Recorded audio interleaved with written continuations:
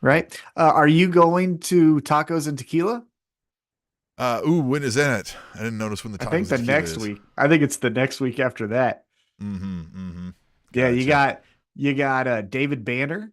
You've got. Ooh, let me actually look that up while you're talking about Yep. all the fun things that are happening in your life. Well, here's why it's important that people join us in the chat because Ash clued us in that nobody could hear us, and so you know what I mean. Had to like that's it's nice. It's like our senior Mm. European correspondent is on the ball to also be our producer. You know what I mean? Like this guy Hey, deserves a raise. If I'm being honest, Tom, you should shell out more. If I'm double the being money we're honest. paying him now. Yeah, Double the exactly. money we're paying Double him the now. money we're paying him right now. So, Tom, I will need. Oh, I don't know if you're back up recording this, are you? We may have just lost that audio, but it'll be fine. We'll figure it out in the long run, and we will just roll with it. It's a podcast; people don't care, right? I mean, all 5 million of you Yep. are you'll get through it. You'll deal with it. It was a fun time. Anyway, that you missed Mhm. the intro, it's fine. We basically said welcome. Hey, Yes. you know, We said that we're going to Kelsey Jam, not this yes. Saturday, but the following Saturday. And then I asked Tim, are you going to tacos and tequila? And here's the date of it. It's June 1st. Let me entice you with this lineup. I'll start from Mm-hmm. bottom and go to the main event. We've got a DJ. Then we got Murphy Lee. Then we got Bubba Sparks. Then we got Young Jock. Remember this? Yeah, I Uh, remember. yeah. Then we got David Banner. Uh Then we got huh. Chameleonaire. Then we Okay. got, then we're gonna just slow it down. We got Ashanti. And Ooh. then the headliner, we got T-Pain. Huh? Yeah, and then we're all in bed by like 10:30 because we're 40. Well, that's the best thing about tacos and tequila is they are right on time. It is a because Kelsey Jam, we got Little Wayne, and that motherfucker is notorious for not starting on time. So we might be out of there 2 a.m. But I That's all right. digress. That's all right. It's close Uber back to the place. Yes. And then a drive for me. Yeah, well, So right there. you can just hang out under the stars. You can just sleep out, sleep Oh, out at sleep the out with the ranch. pups. Yeah. Yeah. Well, they Oh, sleep that'd be inside. nice. You. Oh, they do? Yeah. Yeah. You can stay inside too if you want. You can go on the couch. You know. I might go outside if Yeah, it's nice you enough. just hang out on the porch. Yeah, we've got couches on the porch. Even not like couches. We're not like West Virginia couches. You know what I mean? It's like outdoor Easy. furniture. You know what I mean? Yeah. Well, hey, since Ash helped us out with telling us that they couldn't hear us to start, why don't we hear from him in the All Elite Wrap Up mailbox Nailed it. and see Yeah. what he has to say? Yeah. You too can be like Ash. And we know you want to be like Ash. I mean, that's understood. Everybody knows that. That's implied. But you can do it. You can send us anything to aewrapup@gmail.com. Now, you can type it out. You can send us a voicemail or you can send us video and we will discuss your topic. And our senior European correspondent, like we said, just amazing, right? Always on the ball, uh, uh, going above and beyond his duties. Didn't No fail Diddy. this week yet again. No Diddy. Uh, I mean, whatever your I'm just thing is. saying, we're not saying that about him. That's all Yeah. I'm saying. We Yeah. are not saying that about him. And brilliant transition. I agree. Ash is in the chat there. He's giving you props there, Tom. Brilliant transition. See, he's also good at morale building. See what I mean? Like, we're going to get you a good resume here, Ash. Let's listen to his call. What's up, boys? It's me, the European correspondent in the building. I'm watching Dynamite right now. I just gotta say real quickly, doesn't Nick Wayne, like, now with a bit... Oh, shit! Oh, the Mogul MC just turned on Swerve. Fuck, okay, right. I was just about to say, Nick Wayne with the beard, he kind of looks like he's aged, because you know how with a fresh face he looked like a fucking baby, and now with a little bit of a beard on, he looks like he's about 29. Anyway, that wasn't the reason why I was calling. Yeah, so I was watching that France show, and do you think that the American wrestling fans or North American wrestling fans are underappreciative of what they see week in week out? Because the France crowd for Backlash was probably the best crowd I've seen, because the show itself was kind of crap, but yeah, the show itself was kind of crap, but the crowd made it, and I feel like now makes me think that North American crowd do not really care as much because they're exposed to wrestling as, you know what I mean? Exposed to wrestling on a weekend basis, and when the European crowds or any crowd outside of outside of America will get them, they're way more appreciative. I think. Do you guys agree with that sentiment? Because that's what I'm starting to think. And also the fantasy booking. We'll do the fantasy booking now, right then. So This is what we're gonna do here. After weeks of speculation, AEW and WWE come to terms that they can do a talent exchange, and their wrestlers are going to appear on each other's shows. Now that news broke, and since then there's been radio silence. But on a random episode of a Friday Night SmackDown, Cody Rhodes comes out and he goes, "What are you going to talk about?" So let's talk about AEW. The crowd goes a bit like, "Oh, they're finally happening!" And then Don Callis comes out on screen, and he walks up to Cody Rhodes. He has the microphone in his hand. Now, what happens next, and what happens over the next year of storylines? That's on you. A 1 year WWE versus AEW, or whatever the hell you want to do with it. What happens? What's the payoff? What matches do you want to see? Okay. I'll see you guys later. I'll see you guys next week. And Swerve's just gone through a table. Damn. See you next week, boys. That's the best. Damn. I like that he was watching it live as he was telling us what his voicemail was. Yeah. I like it. Well, look. Let's go with the first part. Let's go with the first part here. Look, I do think they underappreciate it, but that stands to reason, right? Like, if the NFL started doing a world tour, they probably have a lot of sellout things in each city the first time as well. But that's not to say, like, if the roles weren't reversed, the same thing wouldn't happen, right? If there was this big thing going on, if wrestling existed only in France, right, and now it came over here to America, we'd probably be all going crazy over here, right, to see it. So, it's kind of like Gangnam Style, right? Right? Just, but yeah, so yes, they do. I also didn't watch any of that show. I saw some clips of the crowd reactions, and I get it, and I know why, right? Same thing. Look, they've never seen it. They want to get out there and do all the things. But that's great, right? I think that's great for wrestling, right? It looks awesome. It makes it feel like a party, and that's all I ever want when I go to wrestling. So I think that's cool for them. But I don't know if, like, we necessarily, yes, I think we being Americans and North American fans might underappreciate it, but I think that's happens. I think that's because of just what it is, right? We're already overexposed in a lot of ways in media, right? But I know Tom's over there feverishly. No, I agree. The story. I think, yeah, because obviously, to your point, if I see something on TV and I've always wanted to go to that thing, and it's been a year, it's been 2 years, and then I finally get to go to, then when I finally get to go to that thing, I'm going to freak the fuck out. Hell yeah, this is the great. I mean, look at how I was at our first AEW pay-per-view, All Out, in 2022 when we got those floor seats. Yeah. You haven't seen me happier, right? Even more than my wedding day. Don't tell Emily. But I was so happy, right?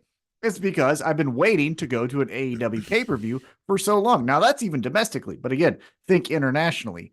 The other thing that I think helps in the, hey, we're all in this together, is because it is a country, right? Like, all of France, regardless of what city people are in, they're like, we are going to represent for the French wrestling fan. So let's all do the whatever chant we're doing, and let's go all out. Here, I mean, we get a wrestling show. We get Monday Night Raw, I think, once a year. So even if you do love WWE and you're like, hey, I can't go, next Monday, I know it'll be here, in 5 months again, So yeah, there's that complacency from the American fan as well. So I agree. Yeah, I agree. Look, this fantasy booking, I'm excited to see where you're going with this. It's already going to be a hit if Don Callis is leading the charge on the crossover. I love that little spark that he gave us. Yeah. So I'm going to go with my first, kind of thought, and it's a bit chalk, right? So I'm not going to go too crazy like, oh my God. I'm going to go kind of with the obvious choice here. And so this is what I got. Don Callis walks down the ring. First off, you got to have that music hit. That's got to be the music. It can't be terrible. It can't be some AEW pop song that like we fucking all chant to. Yeah, it's not the Dynamite theme. It's Don Callis's music. Yeah. Noise, right? Yeah. So he walks down. People, because this is the key point about that. Even if you don't know who Don Callis is, you hate that noise. So you're going to boo even if just that noise, right? So fuck that, right? Don Callis gets in the ring. Cody Rhodes is like, what? Yeah, you. Like, did you get fired? Is that why you're Uh, here? yeah, You did you know? drive John Moxley here, or what's the deal? Right? Well, Like so he'll he say a goes, name that makes him pop or yeah. something, right? Well, no, I would just say like, oh, so you got fired from another Oh company and you yeah, want to come crawling back that's a here, good one. right? Yeah. And Don Callis goes, Cody, we know why you left. We know why you left. And you know why you left. And Cody's like, oh, we talking AEW? Look, I love that place. I started, that place. All those people over there will be my family. I'm never rooting against it. I love AEW. So whatever you're going to say, it's wrong. And Don Callis goes, you know the reason. And Cody's like, what are you talking about? And he goes, you left because you knew you weren't the best. And then you just pause. And then he goes, the best bout machine. Kenny Omega. Well, boom. Tax him from behind. We're doing one Love it. winged angel. Fuck you. Right? Don Callis like, da, da, da, da, da. The locker room comes down and they run. Don Hey, Callis and Kenny Omega. can I real quick? Mhm. I'm gonna petition this now. It just came to mind, and I want this to become a viral trend. We're gonna rebrand the one winged angel to the diverticulitis driver. Right? That's gonna be right. I like Come it. on. All right. Yeah. Proceed. Yes. So they're beating the shit out of Cody Rhodes, right? They're giving him everything, embarrassing him in the ring, making fun of him for thinking he solved racism while they're kicking him. Yes. All of that. Right. So then they get scurried away. Right. So then the next Dynamite, they go, did you see what we did? How fucking fun was that? Right. Like, that's cool. And they go like, hey, Don, you and Omega, like now we're just cool. And they go, we're going to let bygones be bygones because it's for the greater good of this company. We set to change the world. Whatever we were trying to do with the new Elite is not what we were trying to do. We know our true mission. We are, standing tall together right now. So that's the episode. Oh, okay, right. Cody then comes out and he's like, hey, Don, you want to have Omega attack me from behind? How about you guys come out right now? Just come out right now. Come on. Right. And he's waiting. Come on. You know how he does this stuff. There, right. All that. And then you just hear a too sweet. And then you just fades. He's like, what the fuck was that? Right. So then later in the night, you got Judgment Day, right? And you got Finn Balor in a match against Otis with Damian Priest on the outside, right? So they're just wrestling back and forth. All of a sudden, you just see Damian Priest on the outside because he's facing the camera. His feet like get taken out from underneath him, and he goes, and we don't see him. And Finn like does a body slam and looks, and was like, "What the fuck was that?" What happened right? to that guy? Yeah. Yeah. Lights go out. Lights come back on. We get super kick party. Boom. The Young Bucks flatten Finn Balor. Waboom. Right? Mm-hmm. And they give him one of these. Well, yeah, all that, Yeah. Boom. Lights go back out, and then they're gone, right? You know how it goes, right? Yeah. So then on Dynamite, Don Callis and Kenny Omega are like, oh man, things are sure heating up over there on that other show. And then you get the Young Bucks to come out. They're like, hey, and they're all hugging and, they're doing their shit eating. Mm-hmm. We're the best, right? Okay. Then following week, actually it's on SmackDown. We're wrestling, right? We're wrestling matches, Mm-hmm. right? AJ Styles has a match and he's wrestling, let's just say it's Bobby Lashley, right? Yeah. Boom, boom, boom, boom, boom, boom, boom, boom, boom, boom, right? Da, da, da, da, da, da. Out of nowhere, up on the big screen, you just see the hand, right? Mm-hmm. This thing. The and he signal. looks, right? He looks, turns, Bobby Lashley gets him. Boom, Bobby Lashley gets a victory. 1, 2, 3. Ha, ha, ha. Lights go out. Lights come back on. We've got AJ Styles on his knees, both hands being spread apart. Double fucking knee. The EVP trigger, as I like to call it. EVP trigger. Boom. Yep. He falls. So then on Raw, it's Finn, it's Cody, and they call out AJ Styles and they go, we obviously know what the fuck is happening. So we need to go and attack them. Okay, right? Go to Dynamite. Dynamite, there it is. Having fun. They do a 6-man. Let's just say it's against the Acclaimed, right? Dun, dun, dun, dun, dun, dun, dun, dun, dun. And then you hear wrestling has more than one royal family. And they're like, oh, okay, sure thing. And Kenny Omega is in the ring, right? So that's where we are. The Young Bucks are with the Acclaimed. Daddy Ass is in the ring, right? They're wrestling, right? Kenny Omega's like, oh, okay. Is now Cody going to come out? And he turns around and it's the phenomenal forearm. Boom. AJ Styles gets Kenny Omega, rolls out before he gets caught. So this all leads to Bullet Club War. We're going to do Finn Balor, AJ Styles, and Cody versus Kenny and the Young Bucks. That's our match. And from there, you got Jay White's hanging around. You've got all these. Jay White. We got Carl Anderson. Yeah, you got Juice. You got Carl Anderson, and who's the big one? Don or what's his name? Festus. Gallows. Drew Gallows. Drew Gallows. Yeah. Luke. You got him. Luke Gallows. Yeah. So you got those two on the WWE side. Obviously, you've got, like you said, Jay White, Juice, and you're just hanging out, and Hangman's in there, and you're just doing all this fun stuff. And for what I would want, is Hangman is the one to hit the buckshot lariat on Cody. Waboom! Kenny Omega, one-winged angel on Cody. Yeah. Waboom! Drinks his blood and shit. There it is. Yes. There it is. Like it. See, this is the fun stuff you get if you send us stuff and ask us questions. It doesn't have to be booking fantasy stuff. You can ask us questions about what you thought about the wrestler, or just anything you got. Maybe you got your own little fantasy booking. Want us to critique it or something like that. Yeah. Again, videos, audios, typed out emails, send it to us. We want friends. We need friends. We're adults. It's hard to make friends as an adult. We all like AEW. Let's talk about it. And it can be other stuff too, like this, like include WWE. Ash often asks some UFC questions. Whatever's on your mind, throw it our way. Exactly. Yeah. We'll be your wrestling therapist. Yeah, that would be great. I would love that. Oh, wrestling therapist. You know what you need more of? Hardcore matches. Yeah. No, I'm kidding. You need to watch some GCW. Yeah. Here's what I would recommend. Terry Funk, 1988. Yeah. Go check it out. We're going to give you a strict regimen of Terry Funk 74 to 76 matches. We're going to need you to commit at least 3 times a day, 30 minutes a session to YouTube each day for this. Yeah. We really got to work on this aggression you have.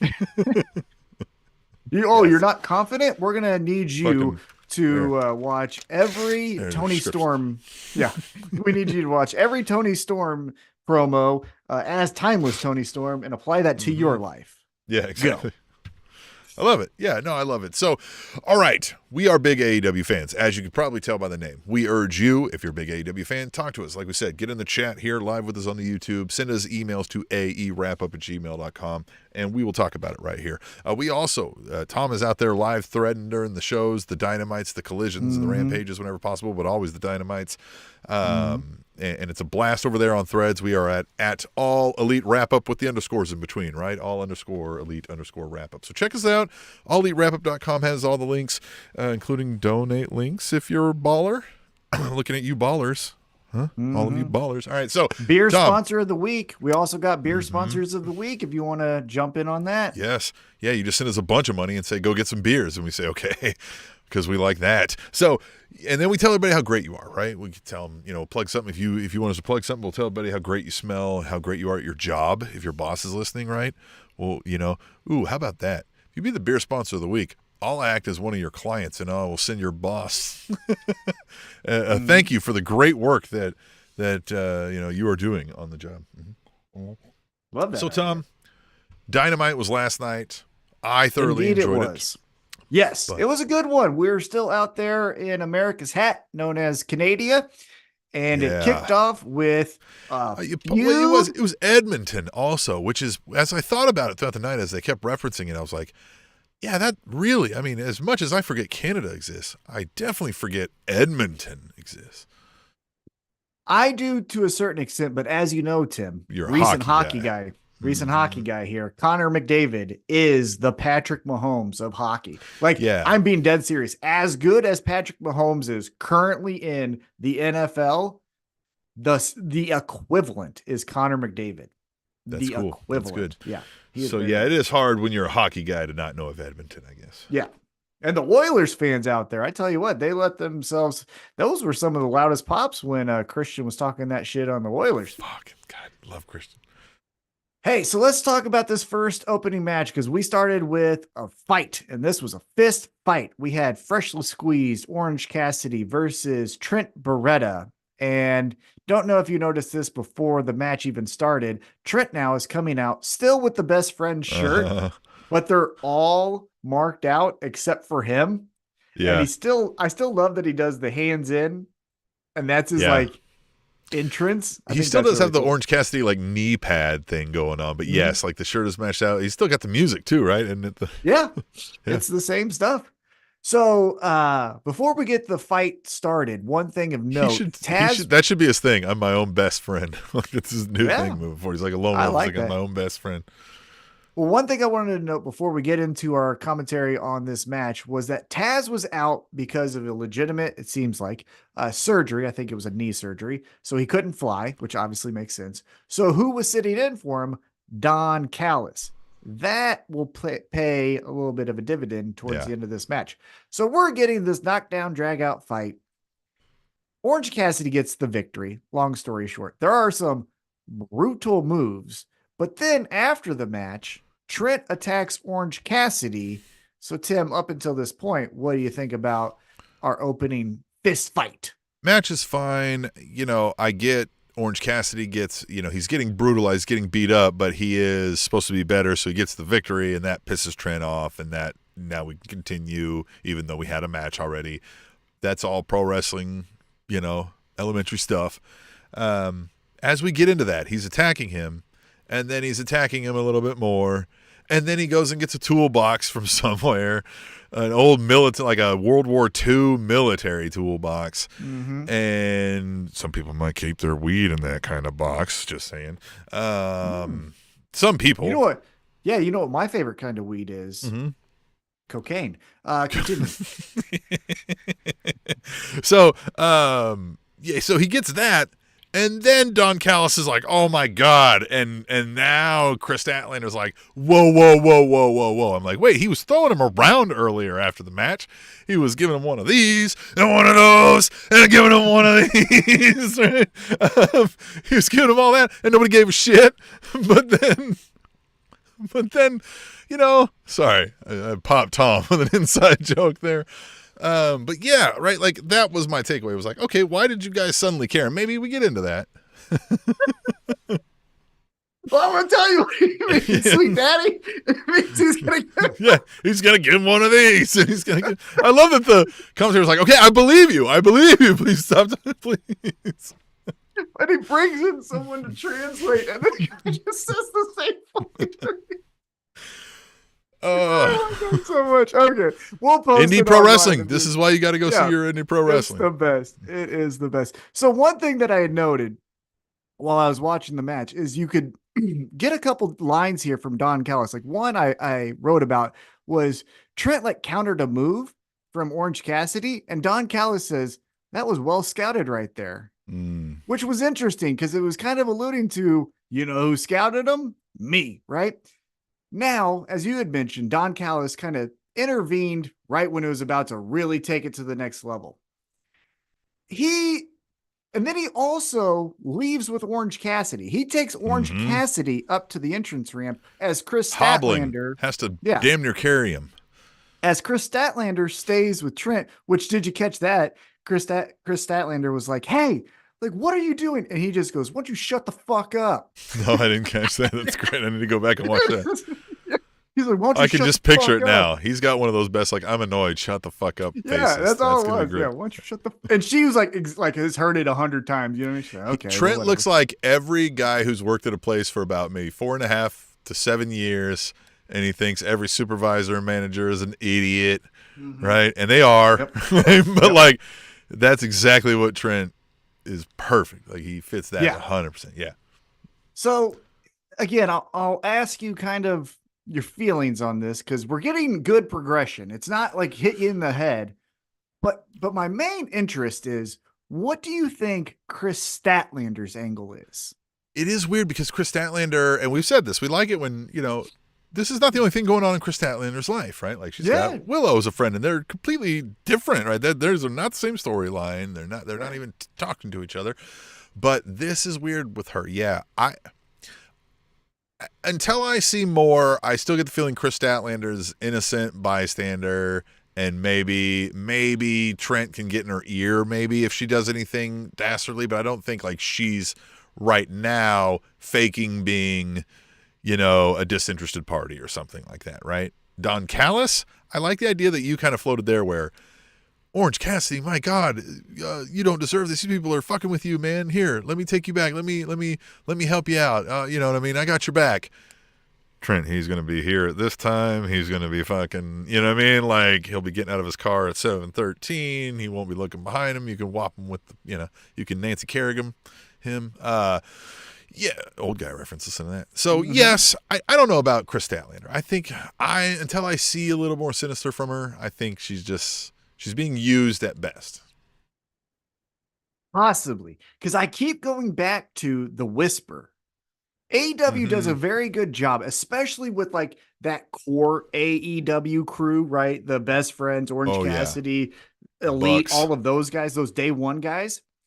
They do very good of like, hey, I'm showing you this detail, but it's not like a throwaway thing.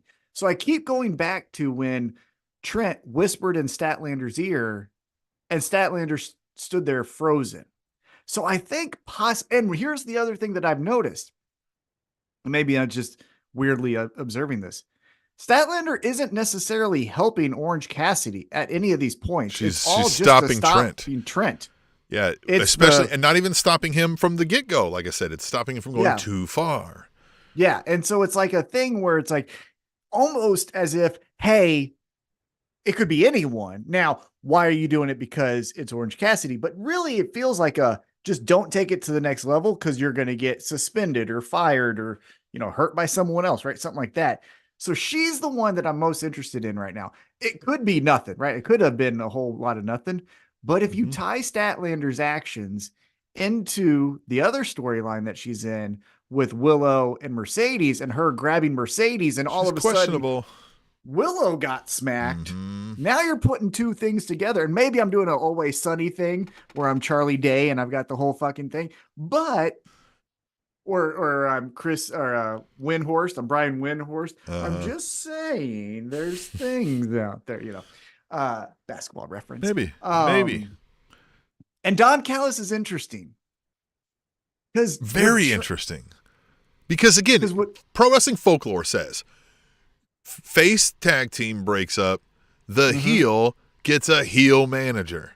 But now the heelest of heel managers has come in and is trying to protect the uber face of the company in this situation. Yeah. While the other guy's healing out. It's crazy. It is. I like this. This has me intrigued for sure. All right, let's keep it moving here. We get footage from earlier in the day where the Elite pull into Tony Khan's reserve parking spot. I love that we started the show again also with just the Elite. Yeah, I hope it stays that way until we end this storyline. Somebody upends them. Yeah, it's great. Yeah, I think that was great. So we see that, right? And then we get a recap of the Elite taking out Kenny Omega. And then we go to Kenny Omega in a hospital gown and in a hospital bed, which it did not look like it was an actual thing. But hey, look, budget, I get it. And it's pro wrestling, sure, right? But he apologizes that he couldn't be there himself. What else did he say here? He goes, these guys were like family, but now here he is in the ER. But then he says, you know what we're going to do? We're going to do anarchy in the arena. It's going to be two guys that I trust, the best tag team in the world, he says, FTR, and then two other guys that later tonight will reveal themselves. And then that's all we get. And again, this match will take place at Double or Nothing, where it all started, brother.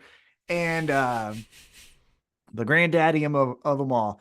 And that's kind of where it ends. So let's fast forward, I guess, just a little bit here because it is the end of the show, but I feel like it's a weird cliffhanger Yeah. for our episode. But at the end of the night, the EVPs, Matthew, Nicholas, Okada, and Jack Perry come down in the ring and they say, "We have an important message." And then, what's his name? Okada's like, "I'm the best bout machine," right? And Matthew's like, "Hey, Tony Khan, hope you're well. You are the best, but you got to get the fuck out of the way." Nicholas is like, "Kenny, the only reason FTR helped you is because they hate us. They don't necessarily like you, right? So what the Which fuck?" might be true. Yeah. But here comes then FTR, Dax and Cash, and they're like, and they're essentially They're like, out "Hey, there, brother. yeah, we're gonna fight you, right?" Yeah. And they said, "We got two guys who are just as crazy as us," or something like that. And out walks first Eddie Kingston, which I know he's not a day one kind of guy, but if there is any embodiment of AEW in the physical form, it is Eddie Kingston. Like, he is Yeah. the absolute best. So what do you think about Eddie Kingston onto this team? I love it because we have called for the adoption of Eddie Kingston as a more central figure of the presentation of AEW. We think he would be very relatable to a lot of quote unquote every man, every woman, right? Man, I like it. I think he's a hell of a promo. So especially if we're gonna get a bunch of promos out of this, almost everybody can lay down some chops in this stuff. So I like it. He's your best friend, right? So I love him. He is my Yeah. best friend. So I'm so happy for him. Always like to see my best friend succeed in the world. So great for Eddie. yeah, So I'm always for it. And I'm always in Anarchy in the Arena. Again, another match tailor made for Eddie Kingston. Now, here was the surprise. The next person, and this was from watching the threads post all throughout the night. The feeling was this is going to be Hangman Adam Page, right? So the next person is Bryan Danielson. yeah. So what do you think about Bryan Danielson, a part of Team AEW? I like it, and here's why. Because Bryan Danielson is on his last hurrah, peeking behind the curtain. Not even peeking behind the curtain. He said it on He TV. says it, yeah. So he's in the mode, I think, of we're going to do some shit, right? Sting-esque, right? Like, make these worth it, right? Like, I'm going to pull up lame and do a fucking, the same match twice anymore, right, on your last go run. And Anarchy in the Arena, one thing that has been true about the Bryan Danielson character across all of its versions, Daniel Bryan, Bryan Danielson, the American Dragon, fucker is sadistic, right? Like, he'll fucking pull your eyeball out and slap it around and laugh while doing it, right? If he thinks, you know what I mean? Just because it's in the spirit of combat, right? Like, he'll do some weird stuff in this stuff. And so I think we're going to get some good moments in the Anarchy in the Arena with Bryan Danielson. You seem... So here's the thing. Couple things. One, instantly I thought it didn't make sense. And this is why. I understand to a certain extent that we did the Eddie Kingston, Bryan Danielson feud where Bryan Danielson finally respected Eddie Kingston. Eddie Kingston obviously respected Bryan Danielson. They cut a promo after their last match, shaking hands, all this good stuff. Awesome. Cool. Great. Nice. Neat. Let's not forget the last time these two assholes were on the same team in an Anarchy in the Arena match. Eddie Kingston was fucking pouring gasoline on his head as Bryan Danielson had Jericho in a fucking submission hold, right?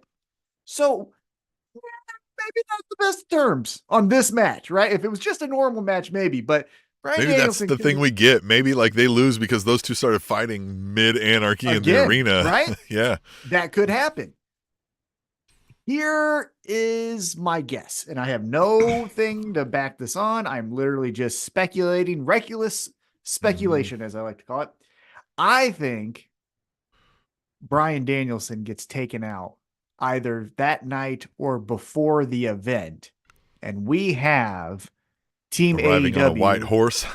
Well, we have Team AEW going into the match a man down. One man. Right. So they're going to be fighting, right? Well, it's going to look like they're in peril because obviously they're down one person, and the Elite are very good at wrestling, so they're going to do well as being who they are. Kenny Omega then is going to be like, you motherfuckers, I'm going to really have to fight you. Like, I have diverticulitis, but I'm still going to have to fight these motherfuckers. And so you get this heroic moment where it's like, and he's walking down, he's talking his shit, and you get those stare down with him and Okada, because that's kind of what we want, right? Him and Okada, and they're going to fucking finally have their match, but in AEW. And so they're doing their thing, doesn't even touch him, gets taken out, right? Young Bucks come in, Jack Perry come in, they fuck him up, boom. And now they're laughing and they're having their way with Kenny Omega. They do the punching him in the stomach. Yeah. Jack Perry's going to do his little, twisted finisher thing that he does. And then that, Tim, is when we hear the dun, dun, dun, dun, dun, dun, dun, dun. Yeah. And it's Hangman Adam Page. And it has to be on a fucking horse. White horse. He's a fucking horse. Yes. And then it's Hangman just knocking dicks in the dirt. Just yes. Mollywop you. How's your father? I will knock your dick in the dirt. Yes. Yes. There it is. That's my guess. That is my guess. But it could be just a straight up match. I don't know. But I think that's the thing we're going to get, because where the payoff is Kenny Omega. Oh, Hangman. That's what I think it happens. Or you could even deposit a few folks around the arena that every time the Young Bucks or the Elite, they think they're getting ahead, Kenny Omega has stashed another person, right? They open up a locker and there's Adam Copeland, right? And he gives him a back elbow and shuts the locker back, right? Yeah. And then finally the last one is Hangman to really fuck some motherfuckers up, right? And give them the victory. Mm-hmm. You could do that, right? You could just stash some folks around. Yeah. And, Bryan Danielson is a great addition to Team AEW. If I were writing it, right? If Ash or any of our loyal listeners said, hey, Tom, you write the damn thing, I would have put Jon Moxley in that spot. Yeah, Jon Moxley is more of a, and I get it, he's the New Japan guy right now and all that stuff, but he, in my mind, is more Team AEW than Bryan Danielson. But that's just splitting hairs. Because then you also got the thing with Eddie and him, right? So you got some fun. Yeah, the team, like Bryan Danielson being Team AEW is a little more behind the scenes knowledge. Yeah. Right? Yeah. If you're just like, hey, I don't, I literally just watch this show, watch All Elite Wrap Up and go to bed. Like, that would make more sense, because we talk about Jon Moxley being great. But let's get back into chronological. A lot of people watch this right before they go to sleep. It puts a lot of folks to. Never mind. I said you watch it, then promo. You go to sleep. Not like right. Right. Then separate actions. Yeah. Hey, we get somewhat of an awkward interview, and I don't know how you felt about it, but I don't know either. So ahead of her match at Double or Nothing, we hear from the Professor, Serena Deeb. And she says, I'm wrestling for the World Championship at Double or Nothing. One thing that you all may not know, I had 3 seizures that, surprised the shit out of me. And I had to fight for my life. And so at Double or Nothing, and then here comes Toni Storm. So before we get to Toni Storm's part, Serena Deeb cutting this promo, telling us about the fighting for her life. What do you feel about that? I did not know. And, so of course a behind the scenes thing, you're like, holy shit. I know that is a massively debilitating thing. And it also fucks you up mentally, as she kind of mentioned, right? Because you're basically stuck with anxiety then for the rest of forever, wondering if it's going to happen again. So that is really shitty, and that sucks. Yes, we used it very well as Toni Storm comes out, which, we're kind of paused at the moment in our retelling of, but prior to that, I was thinking, like, I don't know that that's what I want about the Serena Deeb character right now. She's the Professor. She's the Dean Malenko. I don't know that the Dean Malenko would have hit if he was like, by the way, empathy for me. It's kind of doesn't fit with the vibe, right? But Toni Storm then coming out and being like, I thought I was going to hear from my challenger, turns out we were just hearing from a charity case. So here, and threw the fucking money. He was like, holy fuck. So yes, now that made us go like, all right, fuck her up, Serena, right? Like, I'll give you a little of that, but right before that, I was like, this is kind of killing the vibe for me. So with Serena Deeb, I think similar to Mercedes Moné, we're not watching the two characters, Mercedes or Serena Deeb, for the promos. You get what I mean? Like, yeah. I know on Mercedes' part, she can have some good like moments outside of wrestling, but she's a wrestler, right? You get what I'm saying? But she's a wrestler. Serena Deeb is the professor. She is a wrestler. So I don't know if I even needed her. Like, let's say Tony Storm doesn't even come out and it's just the I'm kicking your ass at Double or Nothing.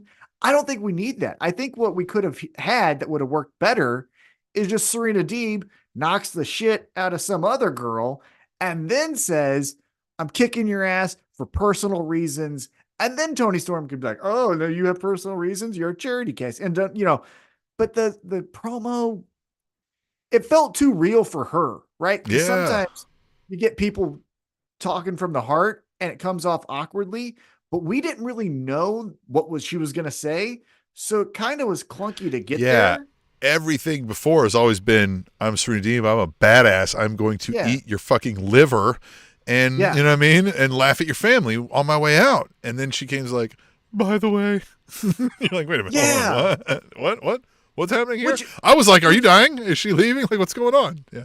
Yeah, because if you want to show the vulnerable side of Serena Deeb, have it be pulled out of her from a Tony Storm, right? Tony Storm could be something of the effect of, you're not going to make it Double or Nothing. You won't even make it a full year, will you? And then Serena Deeb then has to say like what she's going through. And Justin Floor in the chat here. What up, Justin? He says Serena Deeb was usually a heel. I don't know what he says right after that, but I wasn't ready for a babyface promo, and that's it. Like, you just weren't ready for it, and so I think it caught us off guard. Fine, even how she did it, the delivery of it, the story of it, and then obviously it's a real story. Like, all of that, like, nothing bad about it. I think it caught us off guard. Yeah. Yeah. And so we're getting, again, Tony Storm says that, because here's secret time. I thought that made Tony Storm actually look cooler, because so many times now in wrestling, we're getting, and I hate to say it, but we're getting the sob story, right? Oh, Adam Copeland had to retire. Oh, Bryan Danielson works his way back. Fuck this, right? Like, I got a tumor. Think I fucking care about your seizure? Like, this shit all sucks. You know what I mean?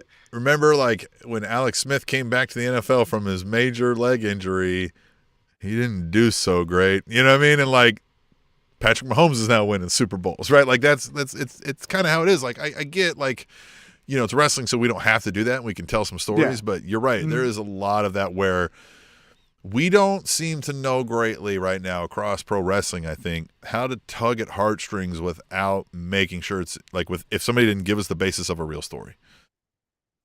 Yeah. There's a video. I haven't verbalized it 100% correctly, but there is this concept that I've been, this is side quest. We'll get back on track, that I've been trying to figure out how I want to say it. But, I've said this a couple times on the podcast, and I said it to you probably through text or something, but I miss the mystery of pro wrestling, right? Yeah. The thing that I don't really want us to continue going down the road of is, because it happened in real life, then put it in a story. Yes. I don't need that, right? The line that still breaks my heart that kind of started this trail of thought was when Michael Cole let us know that Jimmy and Jey Uso was only the third time that real brothers wrestled at WrestleMania. Fuck you. Undertaker and Kane are goddamn brothers. Shut the fuck up with this. You know what I mean? Like, we've never, like, we know in like your interviews on the network and your documentaries that we know they're not real brothers, but in canon on WWE TV, you haven't said that, right? Like, I don't. Well, don't. Just like, but don't. Yeah, and don't. Yeah, and don't. Don't. Like, I fucking don't like it anymore where we're basically just doing, who has an interesting story? You? Can you do a body slam? Run over here and do it in the ring. It's like, no, I want you tell me it, right? Writers, like, give me the fucking pin. I'll come up with it. But like, Give me some shit that doesn't have to be like, well, actually, he has two brothers and it's actually not a sister. Fuck out of here. Theo gives a shout out to Christian because he's a god amongst boys in this industry. He says, "There's that one Christian promo where he turned and told us he does not want his peeps anymore. That yanked my heartstrings." He says, right? Yeah. Remember that? Yeah, Yeah. like that's just like I know that's slightly different here, but yes, I know what you're saying there. Yeah, not necessarily. We don't have to be full kayfabe anymore. We don't have to like, this is real. But the stories you're telling me on TV, this is what I've said. When I'm watching pro wrestling, I'm watching a story, right? It's a scripted reality, or it's a scripted television show of what's supposed to be a professional fighting organization that I'm seeing some behind the scenes stuff of, right? I'm seeing people, behind the scenes cooking up things. I'm seeing I'm seeing the inner workings of, right? And that kind of thing, right? It's like sort of that breaking the fourth wall, if you will, tongue in cheek, of a actual fighting organization, right? Let's say this was an MMA-ish kind of sport, if you were, right? So yeah, you can't then tell me like, this is the story. The story is these two people are this. Now, the story has changed. These two people are now not brothers. Like, wait, hold on, man. Without giving me a soap opera reason, you can't just jump back and forth, right? Yeah, I guess what I'm trying to say though is I want more soap opera, right? I Right. don't need a 100%. movie, but like I don't need a movie where Robert De Niro looks at the camera and goes, "This man here is not actually my brother, and we are not actually gangsters." It's like, no, fuck off. Yeah. Be the fucking gangster. Right. That Yeah. is your brother. Like, We definitely need more soap opera. Everything that people Yeah. used to say, like, oh, it's just male soap opera. Yes. Yeah. Yes, and that's what we want. yeah, Yes. you don't have to. Now, the thing where I think we agree is like, if you go do press, Yeah. you can be yourself, right? Right. Malachi Black doesn't have to be like, ooh, hey, man. He could just be like, hey, I'm Malachi Black. Got a feud Saturday night. It's a match that I think you should see. Why? Well, this is the story we've been telling. Dun, dun, dun, dun, dun. He doesn't like me. I don't like him. We settle it at the pay-per-view, right? Like, Yeah. because that's where it got too much, was where Vader was like, you're calling it fake and smacking So reporters. here's what it is. You wrestlers, when you're speaking to the outside world, to the non-wrestling fans, you can tone it down. You don't have to do the kayfabe. But when you now turn and you look at us wrestling fans watching wrestling on wrestling, shut the fuck up about your real stuff, right? Like, Yes. I want the storyline. I want the soap opera. I want the canon. I want to know Yes. Kane and Undertaker are brothers then, right? Right. I know they're not. 100%. And when I don't want you acting like they are to the people who think we're dorks for watching this.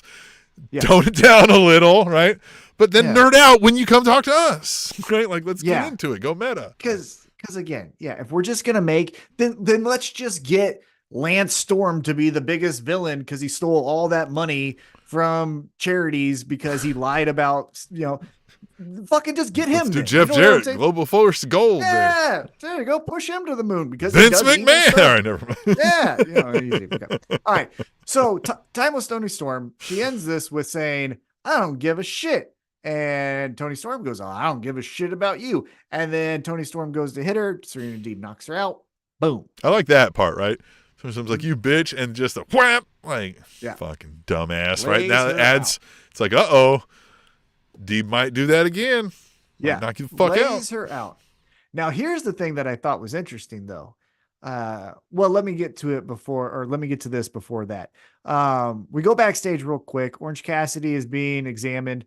Rocky Romero goes, "Hey, I got a match with Jay White, and if I beat him, we could do a 6-man. So maybe it's me, you, Ishii, or maybe we get the band back together and it could be Trent." And Orange Cassidy's like, Bitch, Yes. you just murdered 30 me. minutes ago? Yeah. yeah, Did yeah. you not fucking see 30 minutes ago, Yeah. idiot? That was the dumbest thing I've heard in AEW promo. Yeah, but I like that.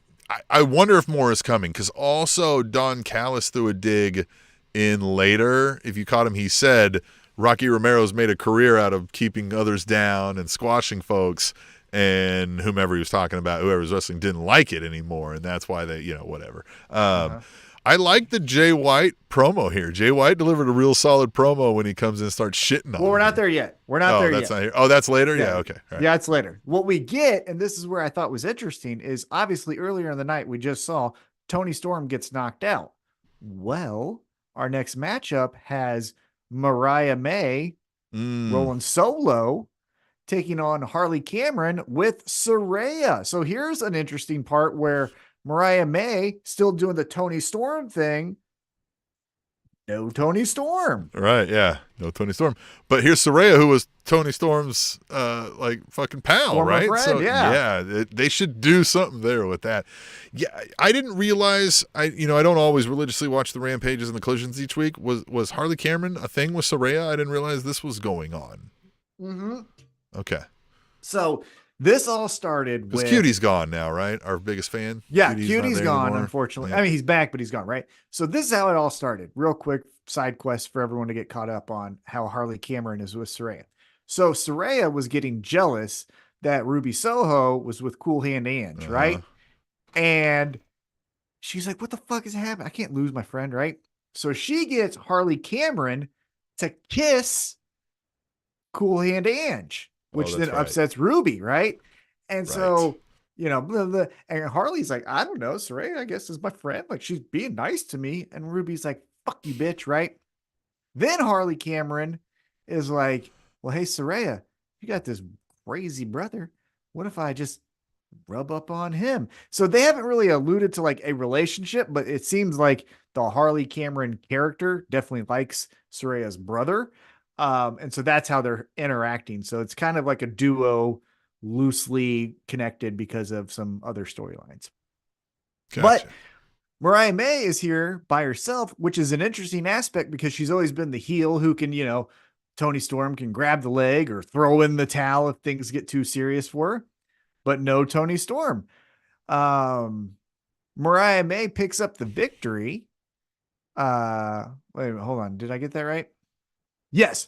Mariah May picks up the victory, but then afterwards, Saraya attacks May, and then Harley Cameron, they're putting the boots to old Mariah May. Boom, boom, boom, boom. Where's Tony Storm? Where's Tony Storm? Huh? Oh boy. I'm going to say it. I nailed it. Mina Shikarawa.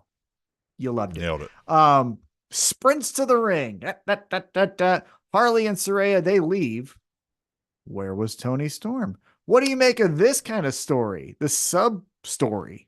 Well, I think we are, from the moment we saw Mariah May enter the scene with Tony Storm, I think we knew we were destined for a breakup here, right? And a feud. And so everything will always be told at some point. And, you know what I mean? It's all fodder for video packages later. And so I think that you have to have, especially if that's, even if you're teaming any folks together in wrestling for any reason, you should always throw random things like this in there. Sometimes they don't always get helped, right? By their friend. Sometimes they say something that pisses them off and you have them look sideways and be like, what the fuck? Because you need all of that for a video package later, right? Even if you never go there, then we forget about it, right? But you need to load it up. So, but I think that's where we're eventually going. I mean, she's going to start looking around and being like, where... Did you catch that one promo where, Luther was talking and then she comes in, she's like, what the hell are you doing? She's like, I'm ready for my wash. And he's like, yep. It could be something like that. She's like, where the hell were you? She's like, I was, getting my new room massage or whatever the fucking thing is, right? And she'll be like, God damn it, I was getting the fucking twat kicked in over here. Well, so Mina, for those who don't know, because I found this out later, Mina was actually the mentor to Mariah before Tony Storm. Right. So you know where I would go with this, just to have fun? Mingling Mariah with the ex. Mariah May on a pole match. And I'd put Mariah May out there. And I would make Tony Storm and Mina fucking fight for her. And the jokes Tony Storm would say about poles leading into that match. Yes. Oh my gosh. Yeah. And if you're catching this weird, it's weird to me, but I like it. It may be part of her shtick. But Mina, as she saves Mariah here last night on Dynamite, Mariah goes for a kiss because they have kissed before on AEW television, right? She goes for a kiss, and Mina's like, nah. We got to get this champagne popping, homie. Like, where's the bottles? And they get a bottle, and they start just chugging champagne. maybe there's something with that, right? Some type of champagne broken over a head of Mina or broken over the head of Tony Storm. Mariah Like May that. on a pole match would be so I amazing. think that's She's what you gonna got to do. sell that up there, like Yeah. scared the whole time, stuck on this pole. Like, what do I do? Fucking wiggling the whole time. Yeah. It's gonna be great. Gosh, Yeah, I dude. think that'd be Hire perfect. Tom for the. That would be. Look, we've got a lot of Again, structural things to work out for this, but we can make it oh, happen. just put her on a. They put Judy Bagwell on a pole. They can put Mariah May. Just put her on a fucking platform right up there. You know what I mean? Be perfect. I think that's where you should go. I think that'd be perfect. I Mariah think May on a awesome. pole match. I mean, that is where it is at. All right. Now we're gonna get to that Jay White promo you were talking about. The bastard Pac is backstage, and he's being interviewed, Staring and they're like, into yeah. the distance. And he's being asked, hey, now that Ray Phoenix is healthy, Penta's here, you're here, Death Triangle. And he's like, I'm not thinking about that at all. And here comes Jay White, and he's like, of course you're not, because you're a fucking loser. Yeah, you're a bitch. Yeah. So, yeah, what did you like about this promo? Again, we've heard a lot. Everybody loves the Jay White, but I just thought, the way he said it all was believable stuff, right? He was like, oh, like you said, because you're a loser, you're a bitch. Oh, look at all this shit. We're draped in gold. You're sitting here fucking sad and in your feels, but like maybe you should just watch me go beat some ass and learn how to do this fucking thing, and I'm out of here, right? Like, just obnoxious the whole fucking way. I even like fucking Gun One. He was like, he fucking mimicked his accent or whatever, like whatever he said at the end there. Like, I just, every bit of like, I want to punch all of those guys in the face. They hit home runs with it. It was great. Well, my favorite part, and I rewatched it just to make sure, and I'm pretty sure I caught this. Again, I don't have great hearing, so maybe I didn't. Yeah. But Jay White says Death Triangle is DEAD, and they say death. Yeah. Yeah. Yeah, like they're like death. It's like wait, no, it's dead. It's dead, guys. DEAD. Death. Yeah, I think that's what he said on the way out. He was like, "Ooh, you're a bastard, Pac." Yeah. I like that Pac too was just kind of like, "Fucking kill these guys!" Like, God damn it. More people I have to murder now. Son of a bitch. So we get going now back in the ring. Death Triangle's coming back then. That's what's happening here because we're gonna get the trios. Maybe. All right. Maybe. All right. Maybe. All right. We shall see. All right. So maybe. Here's one thing though that I wanted to point out. So our next segment has Swerve Strickland and Christian Cage going face to face. Here's the thing I didn't like about this.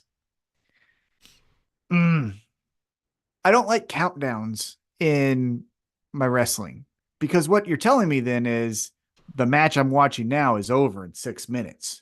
You get what I'm saying? Because they were showing in 23 minutes, Swerve and Christian Cage's face off. Well, again, the air of realism goes out the door when you do that. Yeah. Because this is a 30-minute time limit. So this match could go past that. So you should say at the conclusion of this match or whatever it is. Yeah, that should be the thing. Don't put a timer though. That always makes me lose investment into what I'm watching right now. I just go, all right, well, you said 10 minutes, so I will watch basketball tonight and get back to you in 10 what minutes. If I don't want to watch this, but I'm worried about missing Swerve? I know I don't have to miss Swerve for 10 minutes now. Yeah, watch the Knicks versus Pacers or whatever. So I don't like that. But this was interesting. Well, remember we let in with it with the Young Bucks. They're doing their thing backstage, and they're like, somebody comes and hands them a paper, and they're like, "What the fuck is this?" And they're like, "I beat it, kid," right? That kind of shit. Yeah. And they're like, "Oh, we got Swerve coming up. Great. Hey, Swerve." They're like, "Hey, great job, buddy." And then he leaves, and they're like, "Fucking douche." You know what I mean? Like just whatever. Yeah. And then, then we get some fun thing because remember that is an important part of this. The Young Bucks do talk about how they're running the show, and then they don't like Swerve. And Swerve has also said they're bitches. Bitch moves. Mm-hmm. Yeah. Swerve's like, I'm in a foul mood. I want to fight people. Come out here, Christian. And Christian goes, you know what? I took one dread from you. I feel like what I want to do is take one thing away from you each week up until the pay-per-view. And so you know what we're going to do? We are going to beat you up. And they go walk into the ring because it's the whole family, right? Mm-hmm. And Swerve was like, oh, you thought I was alone? I'm not. And here's the embassy, right? And so they're like, come on. And then Brian Cage, that fucking action figure, just mollywops Swerve in the back of the head. And the embassy turn on Swerve. What do you think about that?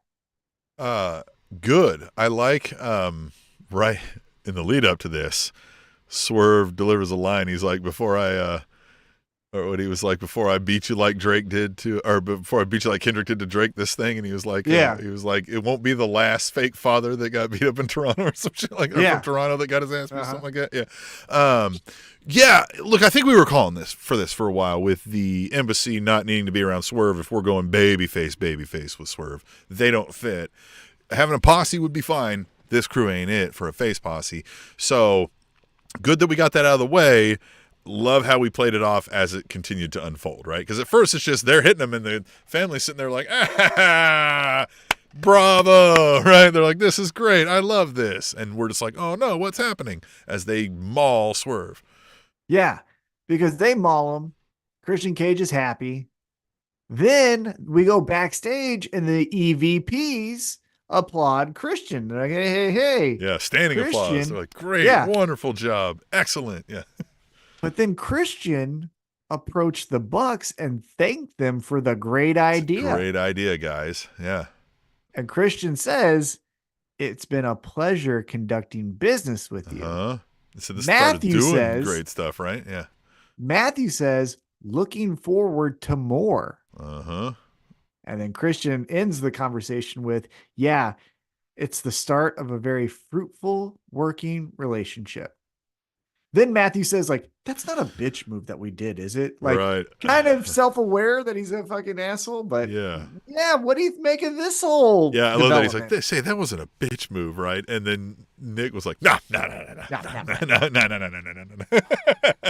Love it, man. This is the intricate storyline stuff that we're talking. This is the soap opera stuff, right? These things are kind of weaving in and out. Swerve through a drive-by comment like, you guys did a bitch move. And they're like, oh yeah? It helps, again, flex that EVP power that we're about to see. You're like, we can make your shit real short here, pal. Everybody's loving the Swerve parade. What if that fucking reaches a roadblock, pal? So here's the question I got for you, and I almost breaks my heart to say it. Next week, is it Prince Nana that then leaves Swerve? Man, I feel like,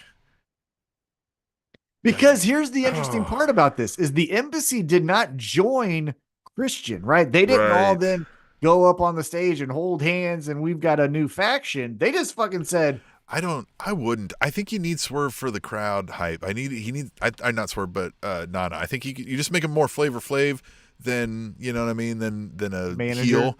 Right? Yeah, he's just out there dancing around partying and like, yeah, he'll like Swerve won't need to cheat to win at times, but he'll be there to buffer the cheaters, right? If they've got a manager, he comes in and gives them the Kansas City cunt punt from behind when they're about to hit Swerve with a baseball bat or something, right? Like, I think because, yeah, everybody wants to do the thing and we lose. That's Nana, right? That's always been Nana. So, yeah, I think I would keep him there as much as conventional wisdom would have said no, but I think we just keep him happy-go-lucky. Everything's, he's a little goofy and stupid, and Swerve can be annoyed at times with him maybe and be like, dude, what a dork, right? And then then we can use him later as a turn or whatever if Swerve's getting stale or Swerve needs to go back heel or something like that. So Nana got attacked by Christian and Luchasaurus and Nick Wayne and all that, right? So he is injured. Ooh, what do you think about this idea? What if you keep him off TV? I don't know what you could take away from Swerve other than Nana, to be honest. We could find that out, right? Oh, your house burnt down. Oh, whatever. We could do some shit like that, right? Your platinum gold record or whatever the fuck. Gold, Well, but like, your shoes are stop production, whatever it is, right? We do something like that. They burn, the truck, the first truck of shoes are being delivered, so they lost millions of dollars of inventory gone. Yeah, something like that. Because what you could do is then at the pay-per-view, Swerve still walks out by himself. Christian walks out by himself. We do the whole introductions. They get face-to-face, and then you see Luchasaurus and Nick Wayne showing up. Then you hit the music again and Swerve looks over his shoulder and then it's Prince Nana coming down. Yeah. And And that's how you get him there. That could be something you could do. They go, Swerve, we intercepted the shipment of your first shoes, and we sent them over with the Lakers 2024 NBA championship shirts over to overseas to people in need. So like then they show pictures of these kids wearing like or whatever city they're in, right? That lost in the in the playoffs, Denver, and they show people overseas, like the needy folks wearing those shirts and Swerve shoes. then everybody's booing. Everybody's booing. That would be good. We get a quick promo. I don't think too much needs to be said about this. Willow just says, "I'm ready for Double or Nothing." Are you? I liked it. Yeah, I liked great, it. But yeah, it just there wasn't much. It stalled, right? It stalled the storyline. I don't say it stalled the storyline. It's just it didn't do anything to advance the storyline, right? And they don't always, right? Sometimes it's just, bitch, I'm ready. Yeah, you want to know if I'm ready? Bitch, I was born ready. Always ready, like lunch meat, and fucking, ready to fuck this bitch up. What? It's kind of what Willow said. I mean, that's a good paraphrasing, I think. I think it's perfect. Yeah. I think it was word for word, I think I nailed it, yeah. And then we get in the ring, and here's Rocky Romero, and he loses Switchblade Jay White. Tim, it must be the Jeff Hardy thing for me. People lose their fucking... No. You said Jeff Hardy. But we don't need that. All right. Yeah, all right. You're right. But Jay White I just don't get it. I know. I still don't get it. But they do. And apparently it's a big deal to beat up on Rocky Romero, which I feel like he's lost every match I've seen him wrestle in AEW. I mean, like there's been a few, obviously, but I don't know. Yeah. I think of him as Matt Sydal. Just lose to, which, hey, you need Matt Sydals, right? You need some losers. So it's fine. But this poor guy sees this out of context. If you just saw that line, you need Matt Sydals, you need losers. Not exactly what Tom said, but I mean, not too far man. You can take it for what it's worth. Read it however you want, Matt Sydal. And your yoga brother trying to big time me at the fucking El Luchador, you fucking schmuck. Act like you didn't see me. I was like, okay, cool. You're gonna act like that? I can break you in half. Anyhow, I'm kidding. Maybe I'm not. Who knows? Okay. What happens here? Oh, Jay White. Jay White wins again, and everybody cheers. Jay White wins. And then he beats up on Rocky Romero, and then this brings out the bastard Pac, and that chases off the gangbang gang. I kind of think maybe that is where we're going. The thing that I thought maybe is why we're not is possibly it's Orange, Pac, Rocky. Something maybe. But I don't know. Maybe that's just Rocky just making shit up. You know what I mean? Wouldn't mind a tag team of Pac and Rocky, and we'll just call them that. Pac and I Rocky. wouldn't mind a tag team of Pac and Cassidy. That would be Orange good. Cassidy and Pac. Yeah. Just the two. Orange doesn't give a shit, like whatever. Yeah. And Pac is always angry and fucking pissed off about everything. Yeah. Get them in those, like, remember when WWE used to do Ride Along? Let's get a segment like that every week. Yeah. Pac and Orange Cassidy. They just never talk, but for two different reasons. Yeah, they don't talk the entire time. Pac is just like, motherfucker, God, he's driving. Just simple things, all right? They pick up food. Pac's angry. The order's fucked up. He throws it. And Orange is like, whatever, and like picks it up. Just like, fine with me.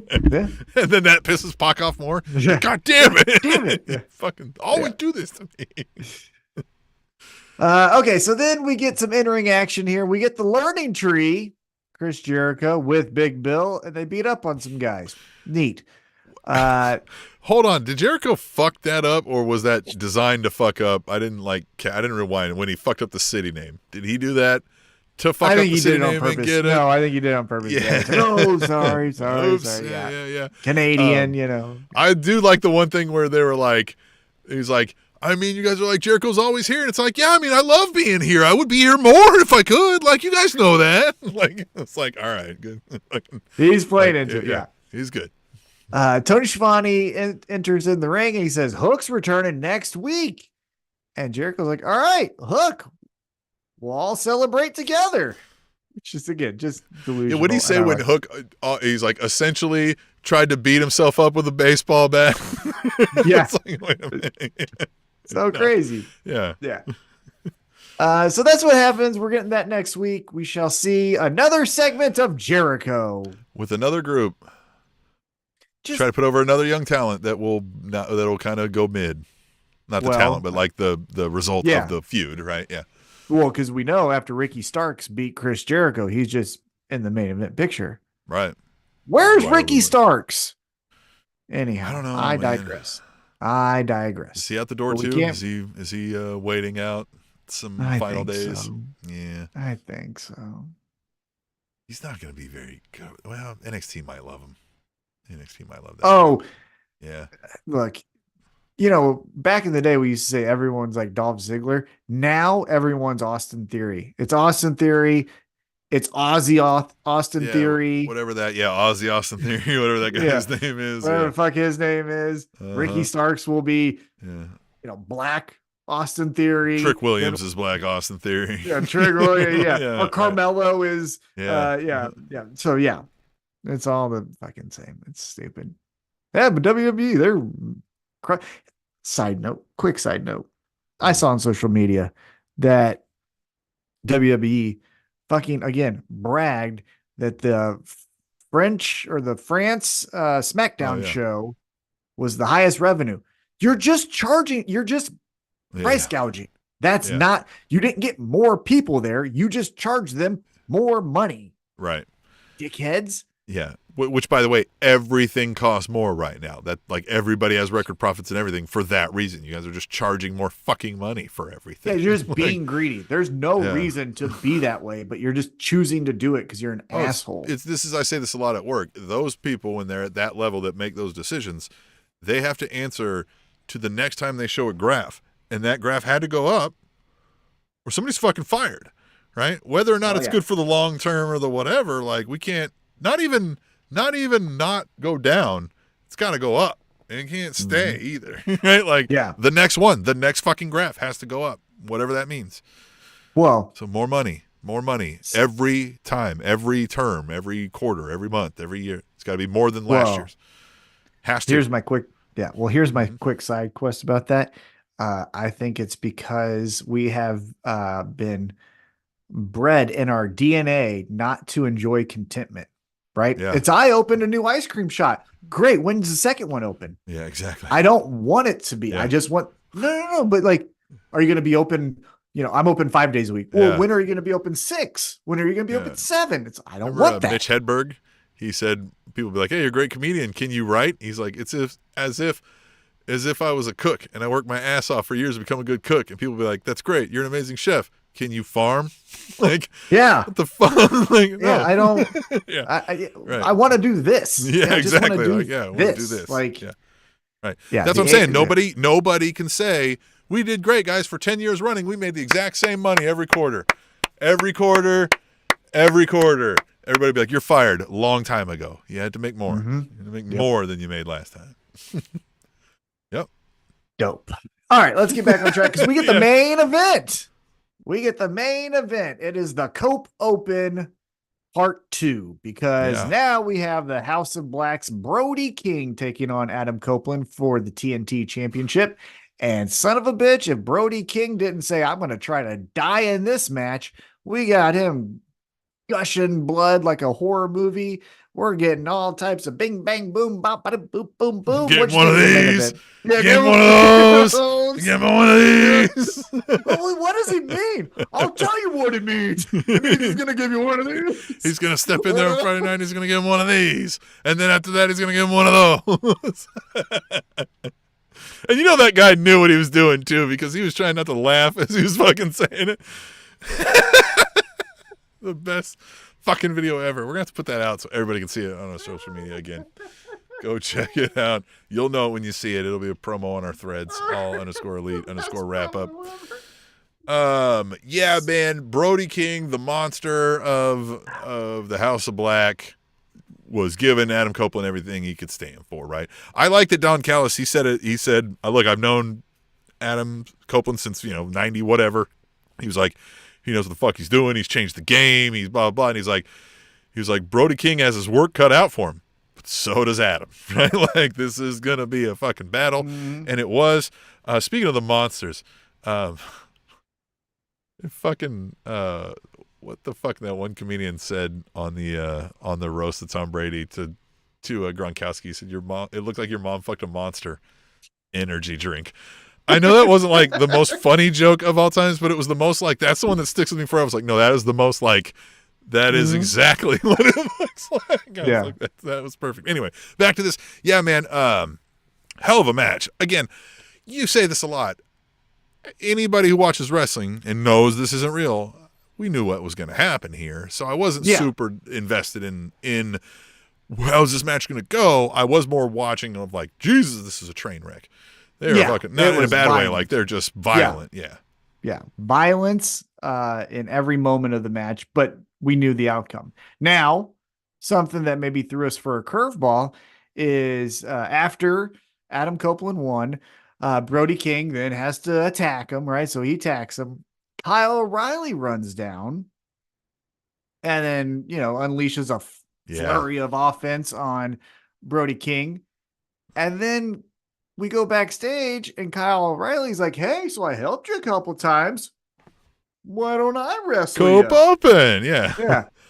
And to his credit, his credit, Adam Copeland being the veteran is like, oh, so this is all you could have just answered. But I love that he honestly seemed like he was heartbroken by it. He's like, man, that's why you like, you know what I mean? Like, even though he knew this coming, but he felt like genuinely hurt. He was like, you two, Atu, Brote, right? Like, I knew it.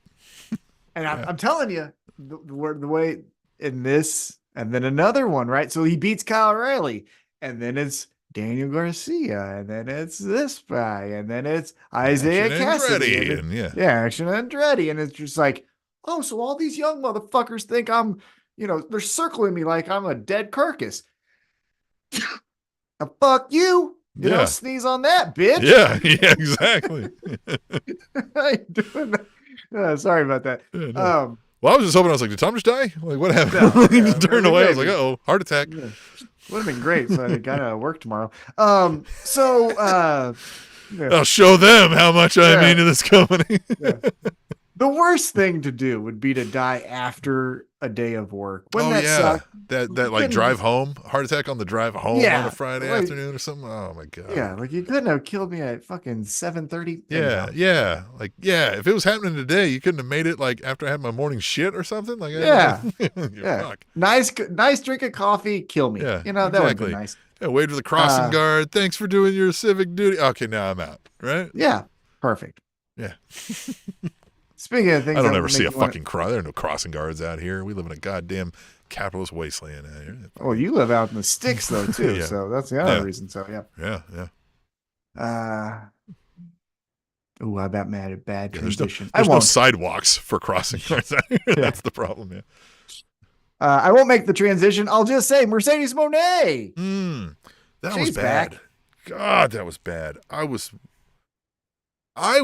I know we didn't end the show this way, but I was like, this is how we're ending the show? Like, what is the deal with this? The promo was slow. Again, man, she has never spoken a conversational promo in her life that I can recall. It is always, I am repeating the lines that I remembered. I had to read them 17 times to remember them. So, Tom, now I'm repeating my lines. This is how people talk, Tom. Bad. It's bad every time. Well, what my wife said as she was reading and then, occasionally looking up is she goes, I've never seen a wrestler be so obsessed with their hands. And I go, I know. I know. She thinks this thing is the fucking coolest thing in the world. Yeah, I don't know what that is. Fucking peekaboo bullshit. Because this wasn't this the Beyonce? That was that. Well, yeah, I think it's born out of the talk to the hand thing, I guess. I have no idea. But this, I have a fucking jewelry that says what I'm saying. If it's a culture thing that we're unaware of, being, that we're 4-year-old white dudes, somebody clue us in. But like, it's overdone. And if I was another female competitor, my first instinct would be, the moment she starts doing that, is fucking backhand her own goddamn hands right into her own face and make her look like an idiot. Yes. Here we go. Justin Flores says, "What's worse, Mercedes giving a promo or Jamal Charles reading draft picks at the draft?" Hey. Yeah. He says, "And I love Jamal Charles, but the NFL did him dirty." Yeah, well, he's dyslexic, and it showed you that you can go out in front of a crowd and overcome your fear. Right.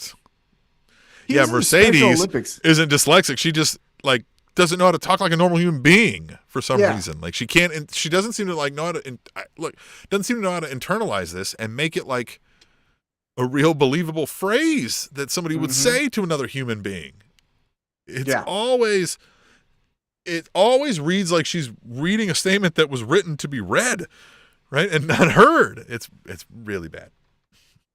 Quick side note about Jamal Charles, future Hall of Famer. He was in the Special Olympics. Wouldn't that make you fucking just hate everything? You're like, I really am here because like I can't run or something. And you got Jamal Charles like set the American record race? for the what the fuck is this? Just because he can't read? Well, what was the one I saw? It said, here's a list of all running backs who averaged 5.7 yards per carry for their entire career. Jamal Charles. Yep. End of list. There's a list. Yep. Yeah, and then so after Mercedes, we talk about what we talked about earlier, where we were getting Team AEW versus Team All Super Elite. What are we calling them? Because they're the Elite. Yeah, if you're Team All Elite Wrestling, but you're Team Elite, I don't. Yeah. I just thought about that. What the fuck are they going to call themselves? Because they're not all EVP. Well, they're not all EVPs either. Yeah. So does Team Tony Khan?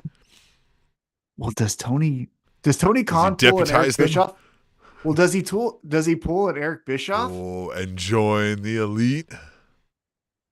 And now we've got Tony Khan. Remember, with his fucking... he has been a little more lippy in the press recently. As Tony Khan, Weinstein. right? He's been throwing some digs. Yeah. The Weinstein comment, which was so great. Yeah. And the people I love that like, made those NFL guys uncomfortable. They were like, oh, okay. Hey. Dump. Don't know what that is. I just love that there's bumper stickers that says Weinstein, but it's the WWE W. I love it. Yeah, man. Mercedes is killing me, man. I can't have that going on. No, but let's move past that. Let's talk about the AEW. What do you Anarchy in the Arena? Yeah, let's Anarchy just do in the early Arena. Prediction. What do you think will happen? What are we making of this? I think we see Hangman somewhere, somehow out of the storyline as it unfolds. I don't know if it's your thing where you're like, Bryan Danielson doesn't make it or he's injured or whatever. You know, I think we gotta. It feels like we have to, right? It feels like this is a story for AEW, about AEW, right? And AEW's future. So I feel like we gotta get Hangman out of it. But I think we may roll with this crew of 8 for a while and just let them start to get bloody. Yeah, possibly. The thing that's interesting is you can't get away from, at least for me at least, I wouldn't think you could just instantly have Hangman. Because here's where Hangman could join the Elite. Oh, fuck, Tim. He's going to join the Elite. Why? Tim. Swerve has a problem with the Young Bucks. Oh. Who could the Young Bucks call on to take out Swerve? The fucking motherfucker who drinks his blood. So, do you want to get the fans royally booing and pissed and the Elite help Christian Cage win this world title from Swerve because Hangman cost Swerve and now Swerve is like, bitch, and we go back on the Swerve Hangman thing and now we hate the Elite, we hate Christian Cage. And then we can do in August Christian Cage versus Will Ospreay because that'll be okay and Will Ospreay becomes your champion. Could happen. But man, it would be so quick with Swerve and people would be like, bitch. But I mean, that's what would get people mad and booing, right? Again, that blurring of the lines here, right? Yeah, I think I feel like you got to Hangman. get sort of back there if you do that. If you take it from him quick, you got to get him another run again at Oh, some yeah, point yeah, ish yeah. soon. But yeah, Yeah, you go to his hometown and Will Ospreay drops the title yeah. to him. You know what I But mean? man, Something like him that. being sidetracked with fucking Hangman, you motherfucker, you fucking son of a fuck, you fuck. And now Hangman's over here all in black, like, bitch, I told you, right? Like, I told Yeah, you. I'm only sad I couldn't get there before it happened, right? Before you got it. yeah, Never again. yeah, Never again. Never again. Not on my watch. yeah. He Oh, says Texas death match, but this time you die. yeah. Texas Oh, death match. Emphasis on the death. yeah, this time you die. Oh, that would be fucking cool. I like that idea. I like it. Well, an But idea I he's coming like is, back.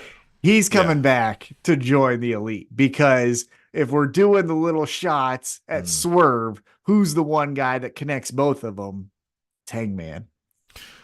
I like that idea. Another idea I like is all the people that join our chats, Ash H, Theo P, Justin Floor, and all of our other friends, sending us emails, watching us each week, talking to us on the threads, all that stuff. But we got to get out of here. Tom's got to go to bed early, right? Something like that. Gotta watch the Royals. Got to go watch Got the a late Royals. night Royals game on national TV, Fox Yeah. Sports One, which baby.